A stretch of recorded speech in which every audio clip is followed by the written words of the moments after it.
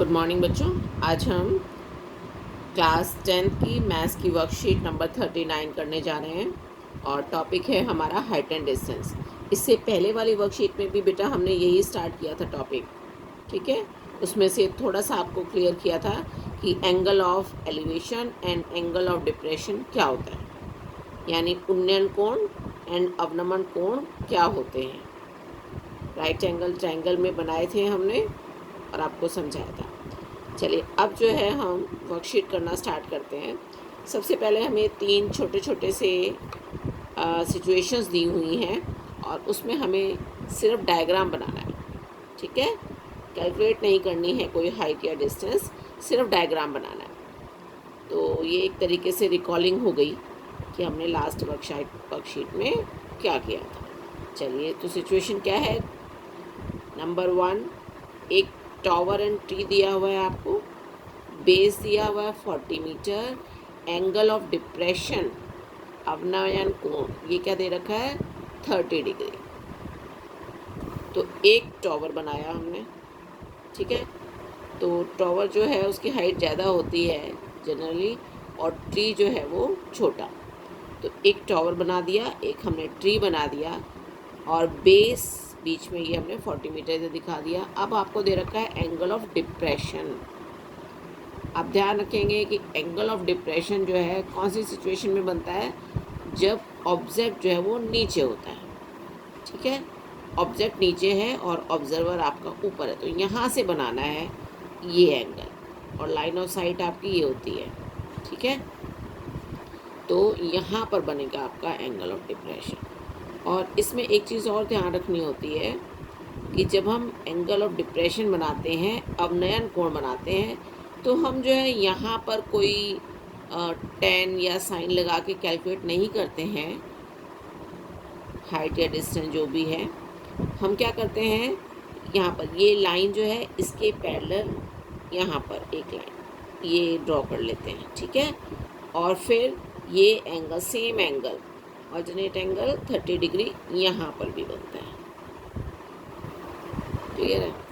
तो आप जब इस सिचुएशन में बनाए, जब भी आपको एंगल ऑफ डिप्रेशन दिया हुआ है, अवनयन कोण दिया हुआ है, तो आपको 2 एंगल बना के दिखाने हैं। सबसे पहले एंगल ऑफ डिप्रेशन बनाए और फिर बेस पर भी क्या एंगल बन रहा है वो भी।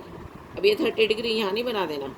आप देखो हमेशा जो ये स्लांट लाइन होगी उसके एक एंड पे 30, तो यहाँ नीचे इसके एंड पे, क्लियर है बेटा। चलिए इसके बाद सेकेंड सिचुएशन देखिए।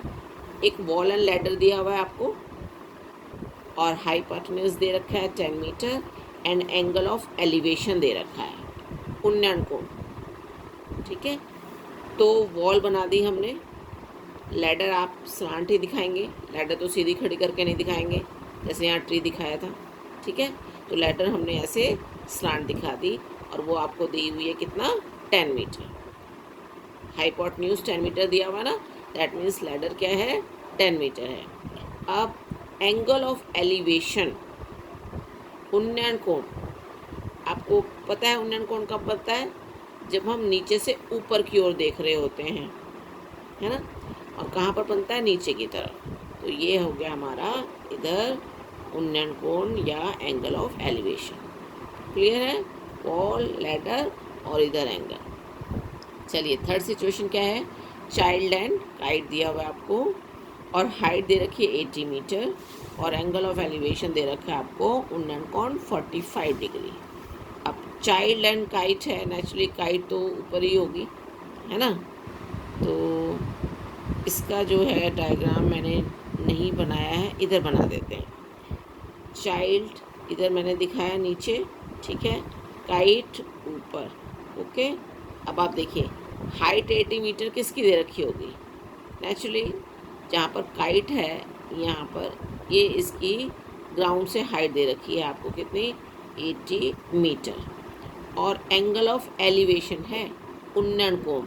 उन्नयन कोण कहाँ बनता है, हमेशा यहाँ पर नीचे, ठीक है। ऑब्जर्वर है यहाँ पर, चाइल्ड जो है यहाँ पर है और वो इधर देख रहा है, ये ऐसे, क्लियर। तो एंगल ऑफ एलिवेशन कहाँ बनाया है, उन्नयन कोण यहाँ पर 45 डिग्री और ये हमने बेस ऐसे कर दिया, ठीक है। समझ में आ गया। अब ये आगे क्वेश्चन में डिपेंड करेगा कि आपको क्या पूछा हुआ है इसकी स्ट्रिंग की लेंथ पूछी हुई है या यहाँ बेस पे डिस्टेंस पूछा हुआ है, वो बात क्वेश्चन में फिर आगे पता चलेगी। अभी तो हमने ये 3 सिचुएशन में डायग्राम बनाने सीख लिए, ठीक है। चलिए अब क्वेश्चन देखते हैं। Find the height of the building shown in the figure. तो एक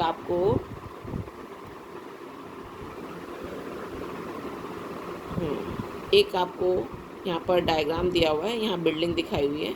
तो ये आपको ऐसा पूरा बना के बिल्डिंग दिखाई है, ऐसा कोई ज़रूरी नहीं है। आप सीधा ऐसे राइट एंगल ट्रायंगल जो है वो बना सकते हैं डायग्राम में, और आपको इसको लिखना है बस कि ये आपकी क्या है, बिल्डिंग। तो चलिए ये बिल्डिंग है, और ये हमें डायग्राम में नीचे 50 दे रखा है, यहाँ 60 दे ही रखा है ऑलरेडी डायग्राम बना हुआ। नहीं तो ज़्यादातर आपको एग्ज़ाम में कैसा होता है, आपको पूरी लैंग्वेज दी होती है और आपको पढ़ के उसका डायग्राम बनाना होता है, ठीक है। यहाँ पर गिवन है तो इजी है आपके लिए। चलिए हमें क्या बताना है, हाइट ऑफ द बिल्डिंग ये निकालनी है। तो इसको मैंने h लिख दिया, ठीक है, h मान लिया। इसके बाद इन राइट एंगल ट्रायंगल ABC में आइए आप। राइट एंगल ट्रायंगल में ही आपकी जो है ट्रिग्नोमेट्री या पाइथागोरस अप्लाई होती है। तो राइट एंगल ट्रायंगल ABC में हमने क्या देखा, हमें ये निकालना है, ये गिवन है। अब आप देखिए एंगल के जो जस्ट अपोजिट होता है वो क्या होता है, परपेंडिकुलर, और इसके एडजेसेंट क्या होता है, ये हो गया आपका base.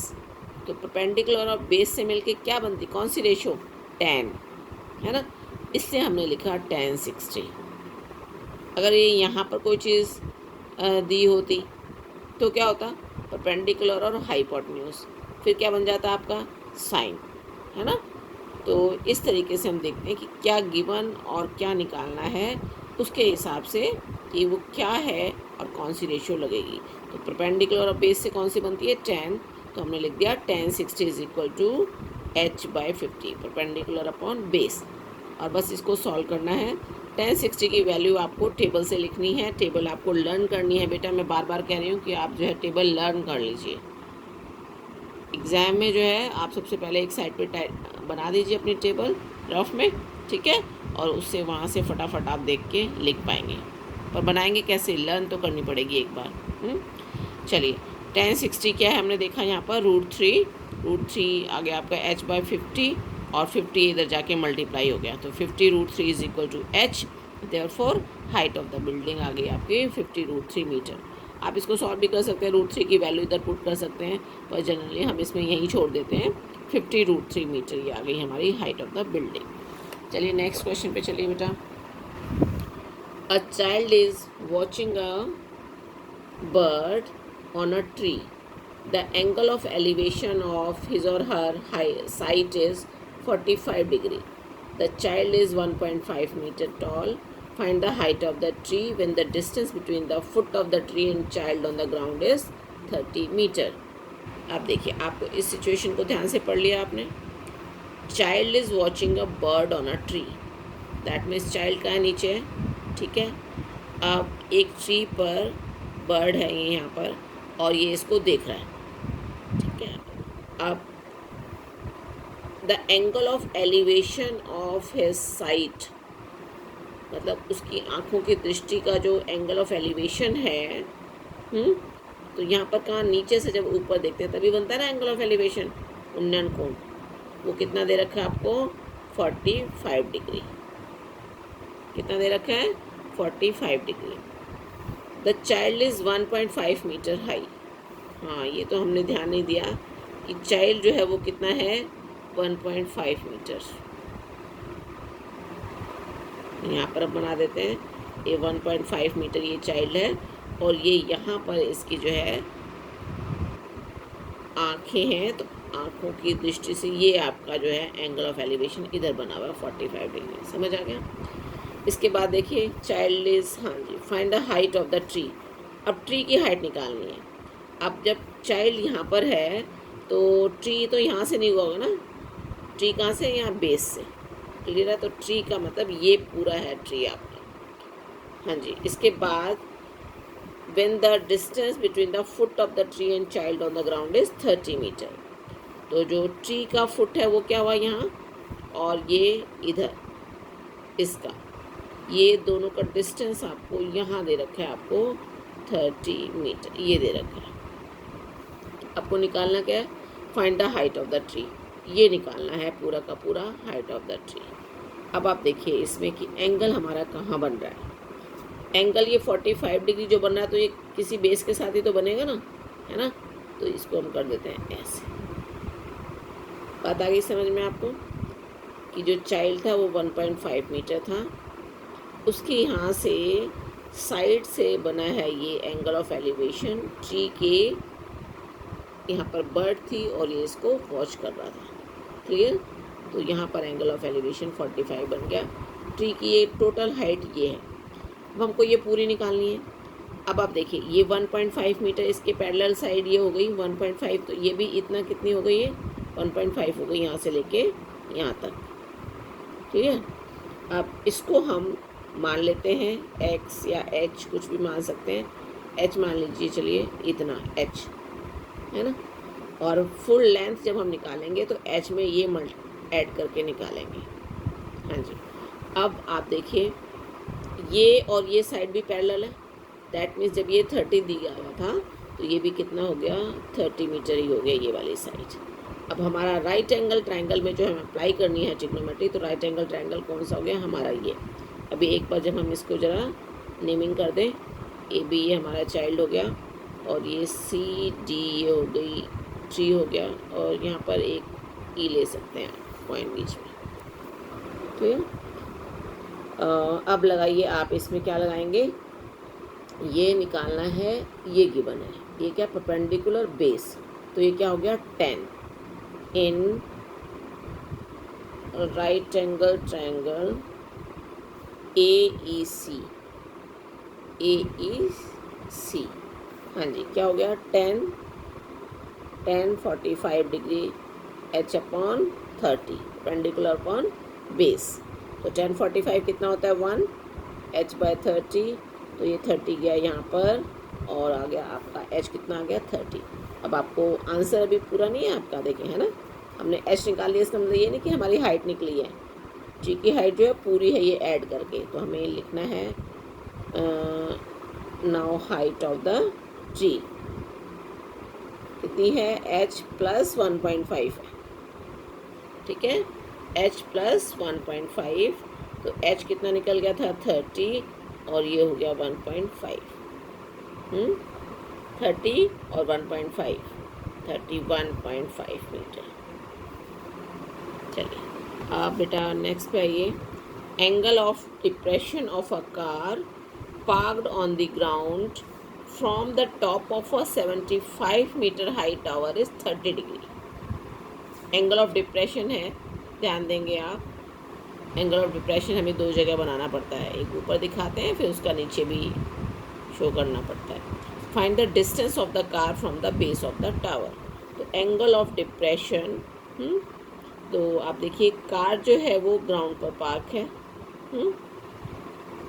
From the top of a 75 metre high tower. अब यहाँ पर आपने टावर बनाया 75 मीटर हाई है ये, ठीक है। यहाँ से angle of depression of A car parked on the ground, angle of depression आप बताइए कहाँ पर बनता है, ऊपर बनता है ना, है ना।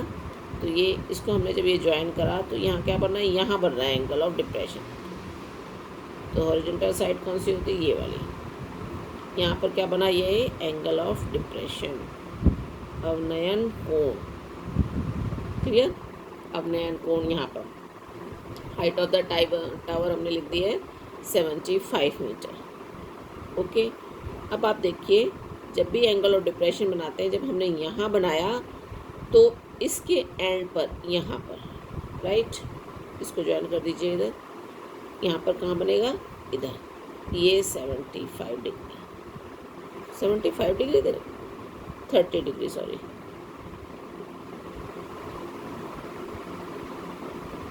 30 डिग्री, हाँ जी। Find the distance of the car.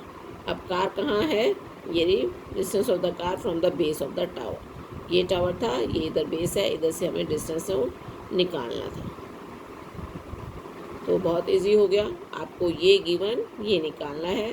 तो ये क्या बन गया है, इस वाले आप ट्रायंगल में देखें तो ये 10 बन गया और फिर दोबारा से हमको 10 ही अप्लाई करना है। चलिए इसको आप नाम दे दीजिए, ये टावर हो गया, ये सी यहाँ पर कार हो गई। तो in right angle triangle ABC tan 30 degree is equal to 75/x। tan 30 आप टेबल में से देख सकते हैं, tan 30 क्या 1/√3, तो 1/√3 is equal to 75/x। x इधर चला गया और ये 75√3। सो ये क्या आ गई आपकी डिस्टेंस आ गया, रिक्वायर्ड डिस्टेंस। जो दूरी हमें निकालनी थी वो कितनी है 75√3, और इसके साथ यूनिट जरूर लगाना बेटा 75 मीटर।